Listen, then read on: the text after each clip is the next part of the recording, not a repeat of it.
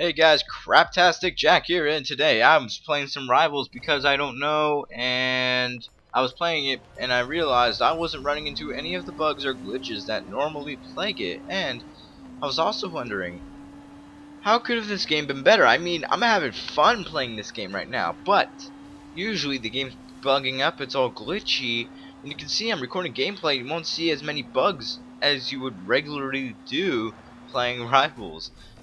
How could this game been better? This game, as we all know, was rushed out the door in time for Christmas 2013.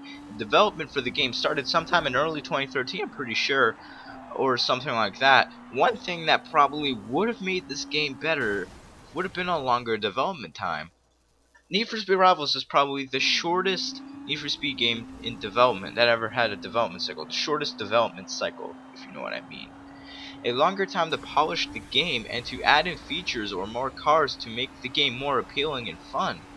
Another thing that they could have made the game better is, this is also going to tie into the longer development time, is how they could have added more customization options into the game. This ties in with how they should have had a longer development time, and if they did have a longer development time, they could have made a better game for the masses and included stuff such as, but not limited to, body kits, the ability to have more than one library. That pissed me off a lot. More than one library. Custom libraries, I don't have to say library, whatever. And aftermarket. Now, the game could have benefited from more tuning options. I mean, lots of people like to customize their cars.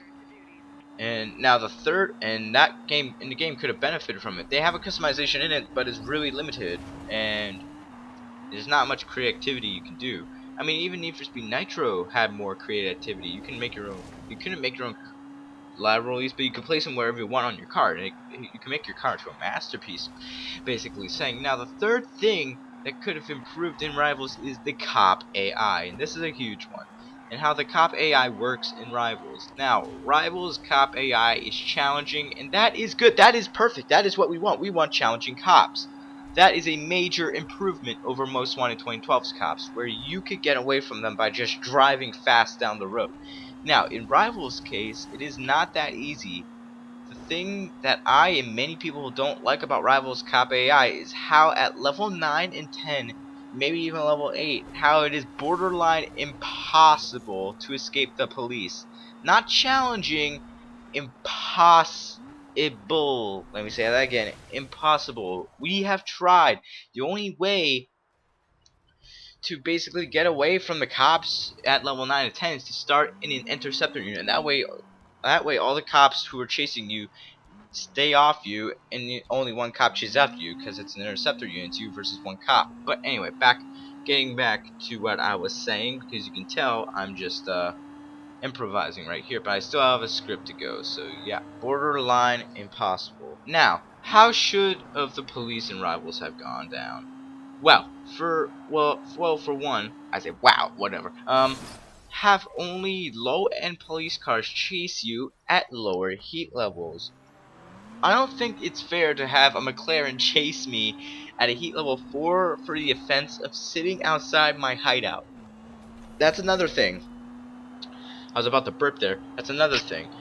The police in Rivals chase after you even when you're not doing anything. Sitting idle in a parking lot, that's an arrestable offense. Same goes for going the speed limit or just flat out existing.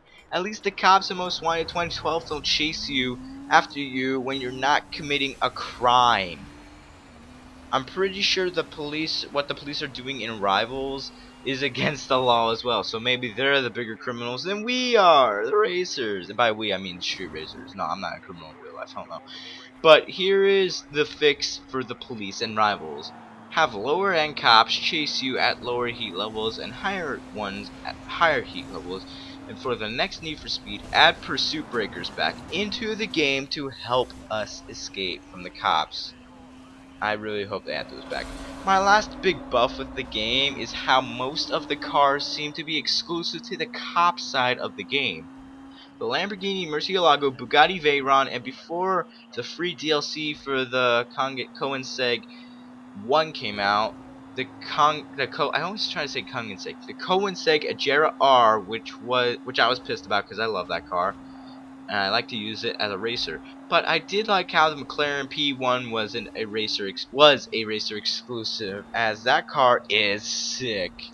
I also like how Ferraris are back in the Need for Speed games. Ferraris were missing from Need for Speed for over 10 years, so I'm glad they made a comeback into Need for Speed because they couldn't get the licenses. I think Atari had the licenses with their test drives. I don't know.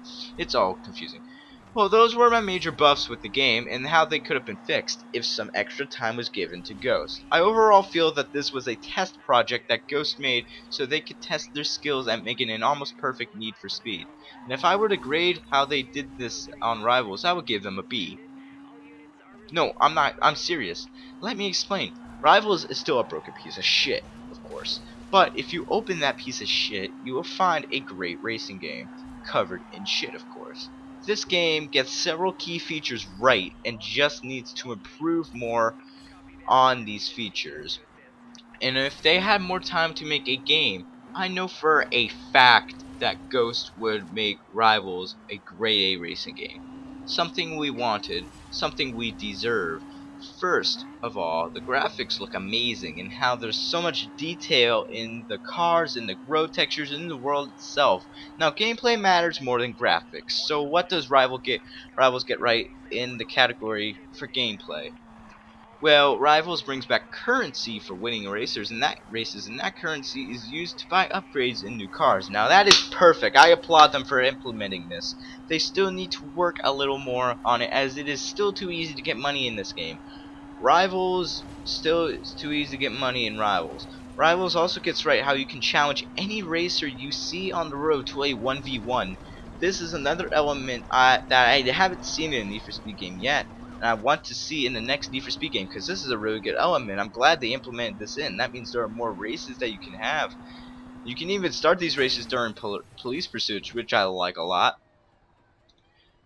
So yeah. Now, one last thing that Rivals gets right is how the game is challenging. It's the most challenging Need for Speed game in the third generation of Need for Speed games. The final race in the game is no pushover.